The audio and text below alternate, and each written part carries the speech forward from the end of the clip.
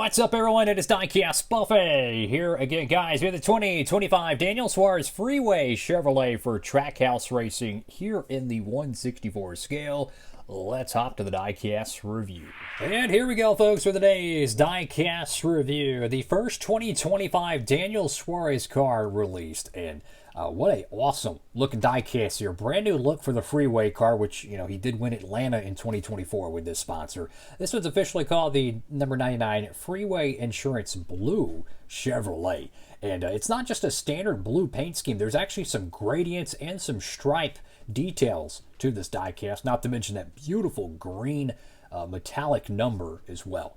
Let's go ahead and get it out of the box and take a closer look. And here we go, folks. Diecast out of the box. And this is one of those paint schemes, fellas, where when you look at the stock render images of the car, you know, on the pre-order screen and whatnot, you really don't get a great look at the livery. But that's why diecast reviews really let you see a lot more detail when it comes to these paint schemes here.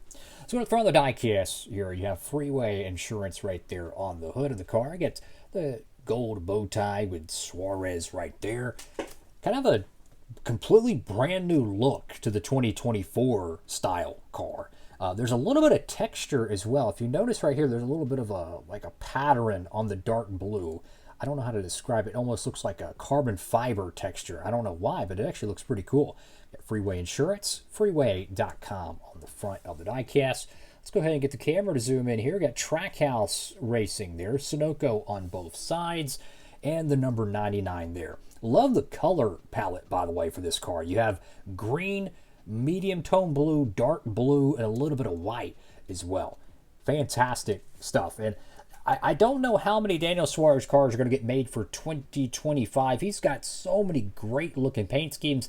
Unfortunately, hasn't been the greatest year, so maybe that kind of affects the diecast getting produced. But there's always a lot of Trackhouse cars getting made each year, which I like. Here's a closer look at the 99, which has that metallic chrome green print to it. Beautiful looking stuff right there, man. Love that. Got Goodyear, Cup Series, freeway.com. I like how the logo is a little bit slanted. Takes up a lot of that real estate space. I like that. Got Jockey Choice Privileges, which that diecast got made for 2024, I believe. You have no American ethanol ring there, so this was, you know, more probably based on a mid-season car, I imagine, because some of the early ones, they'll have the green ring around that, but naturally it doesn't say American ethanol because they already made the change when they removed it. You can see a lot more of that texture right here on the C-post, so there is a little bit of design that you don't really see on those stock images. You really got to look at a diecast in hand, especially right here on the edge of the side of the car. You can see a little bit of a carbon fiber blue pattern. Got Daniel Suarez right there on the name rail. Simeon's on the between the C and B post, and then on the actual B post you have Chevrolet, Coca-Cola, Tootsie's, and Quaker State. Man, I tell you what, I wish one of his Quaker State normal paint schemes would get made. That would be awesome. Go to the back panel of the diecast. You have freeway.com there with the Chevrolet decal. Z01, Quaker State, number 99 on the right side. The Chevrolet bow tie, unfortunately, is a little bit too high up. You can see the little green pinstripe around the bottom. That is really cool. Just a simple brush stroke, but then it kind of has like a pinstripe effect to it as well. Decal, unfortunately, doesn't line up perfectly there, but you know what? It does happen. And you can see the gradient as, like, on the right front fender well, it's more of a lighter shade of blue, then it transitions around the B post, and then it kind of goes to a darker shade, and then it kind of wraps around the lower bumper as well. So there's a lot more detail to this paint scheme than you would probably see from afar. Looks like you got the 99, has a little bit of an off-stamped number, I don't know. Let's see. Yeah, this one looks a little bit more lined up in the middle. If you look at this one, it looks like it's just a little bit higher up, so that's unfortunate, but you know what? It does happen. I like how the design right here goes all the way down to the rocker box on the side panel. That is pretty cool. You go to the top of the diecast here. Once again, you have the number 99 with that green color. It really reminds me of the Geico car from, what, 2013, 2014, when we saw Casey Mears drive it, and it just has that really cool green-white livery with a little bit of blue to it. That's definitely what the Freeway cars remind me of. Notice there's a little bit of a green design on the roof rails almost as well, which is pretty darn cool. I like that. So the more you look around this car, there's a lot more detail to it. Got Freeway.com right there on the roof of the car. Got Suarez right there on the back window, the dual shark fins, which looks really cool. Then Freeway Insurance right there on the deck lid. So I'm going to zoom in here, and I want to see the texture of the car a little bit closer. So this is a perfect example. Look at the around the Wendy's decal. You'll see a little bit of like a carbon fiber look to it.